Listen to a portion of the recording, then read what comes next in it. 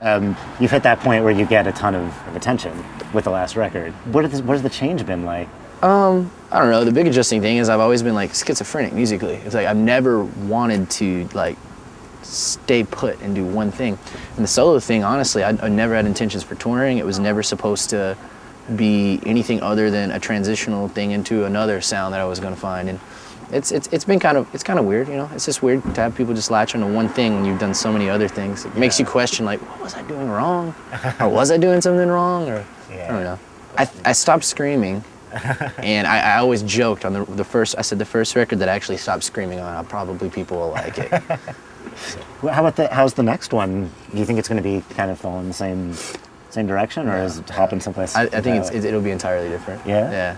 And I think that's kind of cool. That's kind of like when I started thinking about the solo thing, I was like, the freedom that I'm going to have, it's like, it's just me. So like, it doesn't have to sound like anything other than, you know, whatever I want it to sound like. With one record, I'm sure people are going to go, he's really veering away from his classic sound on his first record. I'm like, who doesn't, man, you know? Yeah. Do you have an idea of what kind of direction it's taking, or? Yeah, man, I've been listening to a ton of like Kiwi pop stuff, like New Zealand, kind of early 80s New Zealand kind of. Flying Men kind of stuff. Yeah, totally. And no, it's a little bit, dare I say, more melodic and a bit more calm. So awesome.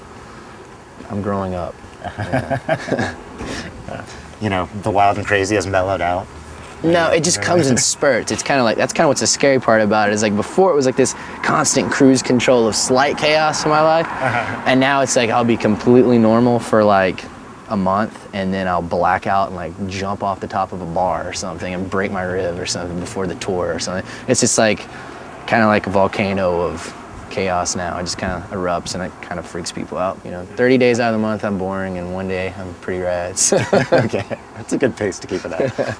So I should ask you about the singles club thing, or the series of singles. Yeah. How did you wind up doing that? It's supposed to be over a year long period, and then it got bumped up to 6 singles in 6 months. Okay. So it's like an overzealous project just got like way crazier. Like, people are like, that's crazy, and I'm like, man, I've put out like 6 singles. I've put like at least 6 or 7 records out a year for the past 10 years. So it's like it's not that far away, but from what I've been doing. But the idea of putting one out every month is, it's kind of unconventional, but I think it'll be cool. You know. It's fun. It's like a challenge, you know. It's like torturing myself and seeing how long I can take it, man. It's like I got the clock's ticking, so it's a lot of pressure, but it's fun. It means you can kind of try whatever you want on any given. Sure, man. That's the beauty of a single. Is like an album is supposed to be focused, I think, and it's supposed to, okay, this is the past year of my life, and I'm sounding off on it, and I'm writing about it. And a single could be like, man, this is what I felt like doing for 2 hours today. Here's your single. It's fun so far. Yeah. Are there any styles you're still, waiting to try out? I feel like I've heard you work in a lot of different ways. But... Man, I've been in every genre, I've even been like in a miserable rap rock band. So. Wait, how many bands have you been in, would you say, at this point? I don't know. I think I've released records with at least 7 or 8. Okay. And probably total like 15. Man. You played some metal, right? What's the name? Is Winter Coffins?